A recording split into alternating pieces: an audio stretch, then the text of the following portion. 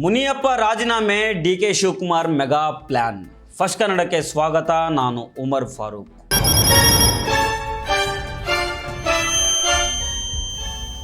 ಈಗಷ್ಟೇ ನಮ್ಮ ಕರ್ನಾಟಕ ರಾಜ್ಯದಲ್ಲಿ ಕ್ಯಾಬಿನೆಟ್ ಎಕ್ಸ್ಪೆನ್ಷನ್ ಮುಗಿದಿದೆ.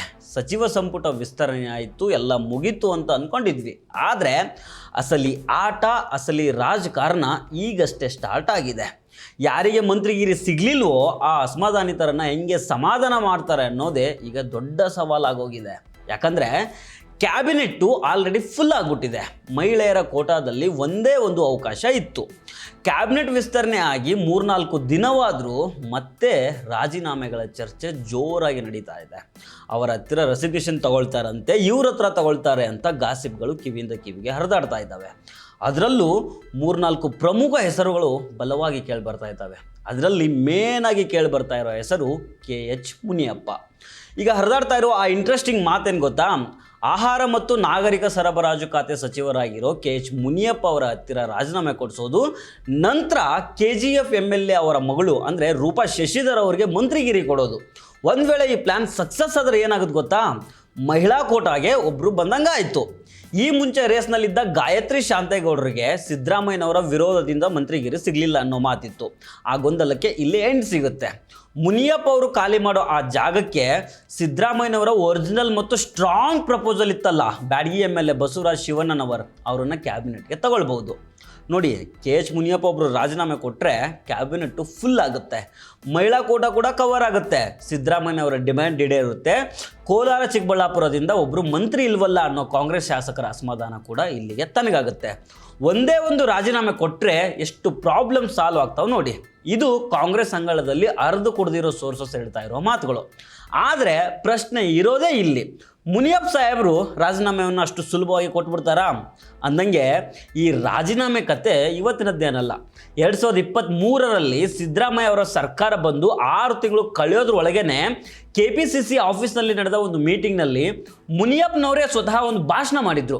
ಹೈಕಮಾಂಡ್ ಏನಾದರೂ 2 ವರ್ಷ ಅಥವಾ 2.5 ವರ್ಷ ಆದಮೇಲೆ ಸೀನಿಯರ್ಸ್ಗೆ ರಾಜೀನಾಮೆ ಕೊಡಿ ಅಂತಂದರೆ ಅದಕ್ಕೆ ನಾನು ರೆಡಿ ಇದ್ದೀನಿ, ಹೊಸಬರಿಗೆ ಯುವ ಪ್ರತಿಭೆಗಳಿಗೆ ಅವಕಾಶ ಮಾಡಿಕೊಡ್ಬೇಕು ಅಂತ ಇದೇ ಮುನಿಯಪ್ಪನವರು ಡೈಲಾಗ್ ಹೊಡೆದಿದ್ರು. ಆದರೆ ಸನ್ನಿವೇಶ ಬದಲಾಯಿತು. ಮುಖ್ಯಮಂತ್ರಿ ಬದಲಾವಣೆ ಪ್ರಕ್ರಿಯೆಗಳಾಗಿ DK ಶಿವಕುಮಾರ್ ಅವರ ಹವಾ ಶುರುವಾದಾಗ ಒಂದು ಪ್ರಪೋಸಲ್ ಇತ್ತು. ಮುನಿಯಪ್ಪನವರೇ, ಈ ಸಲ ನಿಮಗೆ ಚಾನ್ಸ್ ಇಲ್ಲ, ದಯವಿಟ್ಟು ಬೇಜಾರು ಮಾಡ್ಕೊಳ್ಬೇಡಿ, ನಿಮ್ಮ ಮಗಳಿಗೆ ನಾವು ಮಿನಿಸ್ಟ್ರ್ ಪೋಸ್ಟ್ ಕೊಡ್ತೀವಿ ಅಂತ. ಆದರೆ ಅದಕ್ಕೆ ಮುನಿಯಪ್ಪನವರು ಡೈರೆಕ್ಟಾಗಿ ನೋ ಅಂದ್ಬಿಟ್ರು. ಅದು ಹೆಂಗೆ ಮಾಡಿಬಿಡ್ತೀರಿ ನೀವು? ನಾನೇ ಮಿನಿಸ್ಟ್ರ್ ಆಗಬೇಕು, ನನಗೆ DCM ಪೋಸ್ಟ್ ಕೂಡ ಬೇಕು ಅಂತ ಹಠ ಇಟ್ಕೊಂಡ್ಬಿಟ್ರು. ಹೀಗಾಗಿ ಅನಿವಾರ್ಯವಾಗಿ ಮುನಿಯಪ್ಪನವ್ರನ್ನ ಕ್ಯಾಬಿನೆಟ್ಗೆ ತಗೊಳ್ಬೇಕಾಯಿತು. ಕ್ಯಾಬಿನೆಟ್ಗೆ ತಗೊಂಡ್ಮೇಲೂ ಮುನಿಯಪ್ಪ ಅವರಿಗೆ ಸ್ಯಾಟಿಸ್ಫ್ಯಾಕ್ಷನ್ ಆಗಲಿಲ್ಲ. ನನ್ನ ಏಜ್ ಏನು, ನನ್ನ ಎಕ್ಸ್ಪೀರಿಯನ್ಸ್ ಏನು, ಮತ್ತು ಅದೇ ಹಳೆ ಖಾತೆ ಕೊಟ್ಟಿದ್ದಿರಲ್ಲ ಅಂತ ಗರಂ ಆಗಿಬಿಟ್ರು. ಅವರಿಗೆ ಸೋಷಿಯಲ್ ವೆಲ್ಫೇರು, ಸಮಾಜ ಕಲ್ಯಾಣ ಇಲಾಖೆ ಡಿಪಾರ್ಟ್ಮೆಂಟ್ ಮೇಲೆ ಕಣ್ಣಿತ್ತು. ಇದಕ್ಕೋಸ್ಕರ ಡೈರೆಕ್ಟ್ ರಾಹುಲ್ ಗಾಂಧಿ ಹತ್ರ ಹೋಗಿ ಅಸಮಾಧಾನವನ್ನು ಹೇಳ್ಕೊಂಡ್ಬಂದಿದ್ರು. ಈಗ ಪವರ್ ಅನುಭವಿಸಿದ ಮೇಲಂತೂ ಆ ಅಧಿಕಾರದ ರುಚಿನೇ ಬೇರೆ ಬಿಡಿ. ಈಗ ಮಗಳಿಗೋಸ್ಕರ ಮುನಿಯಪ್ಪನವರು ಸೀಟ್ ಬಿಟ್ಟು ಕೊಡ್ತಾರೆ ಅಂದರೆ ಅದನ್ನು ನಂಬೋದು ಸ್ವಲ್ಪ ಕಷ್ಟನೇ. ಸರಿ, ಒಂದು ವೇಳೆ ಹೈಕಮಾಂಡು ಈ ಪ್ಲ್ಯಾನ್ ಇಂಪ್ಲಿಮೆಂಟ್ ಮಾಡ್ತು ಅಂತ ಅಂದ್ಕೊಳ್ಳಿ. ಕೋಲಾರ ಜಿಲ್ಲೆ MLAಗಳು ಸುಮ್ಮನೆ ಇರ್ತಾರ? ಕಾಂಗ್ರೆಸ್ MLAಗಳು ಚಾನ್ಸೇ ಇಲ್ಲ. ನಿನ್ನೆ ತನಕ ಬಂಗಾರಪೇಟೆ MLA ನಾರಾಯಣ ಸ್ವಾಮಿ ಅವರು ಬಹಿರಂಗವಾಗಿಯೇ ಅಸಮಾಧಾನ ಹೊರಗಾಗ್ತಾ ಇದ್ದಾರೆ. ನಮ್ಮ ಜಿಲ್ಲೆಗೆ ಏನು ಅನ್ಯಾಯ ಮಾಡಿದ್ವಿ, ಯಾಕೆ ಒಬ್ರಿಗೂ ಮಂತ್ರಿಗಿರಿ ಕೊಟ್ಟಿಲ್ಲ ಅಂತ ಕ್ವಶನ್ ಮಾಡ್ತಾ ಇದ್ದಾರೆ. ಈಗ ದಿಢೀರಂತ KGF MLA ರೂಪಾ ಶಶಿಧರ್ ಅವರಿಗೆ ಮಂತ್ರಿಗಿರಿ ಕೊಡ್ತೀವಿ ಅಂದರೆ ನಮ್ಮ ಜೊತೆ ಡಿಸ್ಕಷನ್ ಮಾಡಿದೆ, ಅದು ಹೆಂಗೆ ಕೊಡ್ತೀರಿ ನೀವು ಅಂತ ಹೇಳಿ ನಾರಾಯಣ ಸ್ವಾಮಿ ಅವರು ಫುಲ್ ಗರಂ ಆಗಿದ್ದಾರೆ. ನಾರಾಯಣ ಸ್ವಾಮಿ ಅವರ ಕೋಪ ಇಷ್ಟಕ್ಕೆ ಮುಗಿಯಲ್ಲ. ಮಂಡ್ಯ ಜಿಲ್ಲೆಗೆ ಕೊಟ್ಟಿರೋ ಪ್ರಾಮುಖ್ಯತೆ ಬಗ್ಗೆನೂ ಅವರು ಓಪನ್ ಆಗಿ ಅಸಮಾಧಾನ ಹೊರಗಾಕಿದ್ದಾರೆ. ಮಂಡ್ಯ ಜಿಲ್ಲೆಗೆ 2 ಸ್ಥಾನ ಕೊಡೋ ಅಗತ್ಯ ಏನಿತ್ತು? ಒಂದು ಭಾಗಕ್ಕೆ 5 ಜನ ಮಂತ್ರಿಗಳು, ಒಬ್ಬರು CM ಕೂಡ ತಗೊಂಡಿದ್ದೀರಿ, ಇದರ ಅಗತ್ಯ ಇತ್ತ ಅಂತ. ಅದರ ಬದಲಾಗಿ ನಮ್ಮ ಕೋಲಾರ ಅಥವಾ ಚಿಕ್ಕಬಳ್ಳಾಪುರ ಜಿಲ್ಲೆಗೆ ಒಂದಾದರೂ ಮಂತ್ರಿ ಸ್ಥಾನ ಕೊಡ್ಬೋದಿತ್ತಲ್ಲ ಅಂತ ಪ್ರಶ್ನೆ ಮಾಡಿದ್ದಾರೆ. ಮಂಡ್ಯ ಜಿಲ್ಲೆಯಲ್ಲಿ ಮಳವಳ್ಳಿಯಿಂದ ನರೇಂದ್ರ ಸ್ವಾಮಿ ಅವರಿದ್ದಾರೆ ಮತ್ತು ಚಲುವರಾಯ ಸ್ವಾಮಿ ಅವರು ಮಿನಿಸ್ಟರ್ ಆಗಿದ್ದಾರೆ.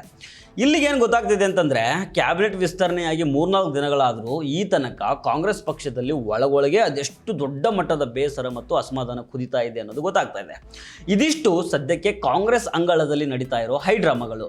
KH ಮುನಿಯಪ್ಪ ಅವರು ನಿಜಕ್ಕೂ ರಾಜೀನಾಮೆ ನೀಡಿ ತಮ್ಮ ಮಗಳಿಗೆ ದಾರಿ ಮಾಡಿಕೊಡ್ತಾರಾ ಅಥವಾ ತಮ್ಮ ಸಚಿವ ಸ್ಥಾನವನ್ನು ಉಳಿಸ್ಕೊಳ್ತಾರಾ? ಒಂದು ವೇಳೆ ರೂಪಾ ಶಶಿಧರ್ ಅವರಿಗೆ ಮಂತ್ರಿಗಿರಿ ಸಿಕ್ಕರೆ ಕೋಲಾರದ MLA ನಾರಾಯಣ ಸ್ವಾಮಿ ಅವರ ಮುಂದಿನ ನಡೆ ಏನಾಗುತ್ತೆ ಇದನ್ನೆಲ್ಲ ಕಾದು ನೋಡಬೇಕು. ನಿಮ್ಗೇನು ಅನಿಸುತ್ತೆ? ಮುನಿಯಪ್ಪನವರು ರಾಜೀನಾಮೆ ಕೊಡೋದು ಸರಿನಾ? ನಾರಾಯಣ ಸ್ವಾಮಿ ಅವರ ಅಸಮಾಧಾನ ಸಮಂಜಸವಾಗಿದೆಯಾ? ಈ ನಿಮ್ಮ ಅಭಿಪ್ರಾಯವನ್ನು ಕೆಳಗಡೆ ಕಾಮೆಂಟ್ ಮಾಡಿ ತಿಳಿಸಿ. ಈ ವಿಡಿಯೋ ಇಷ್ಟ ಆಗಿದ್ದರೆ ಲೈಕ್ ಮಾಡಿ, ಶೇರ್ ಮಾಡಿ ಹಾಗೂ ನಮ್ಮ ಚಾನಲ್ಗೆ ಸಬ್ಸ್ಕ್ರೈಬ್ ಆಗೋದನ್ನು ಮರಿಬೇಡಿ. ನಮಸ್ಕಾರ.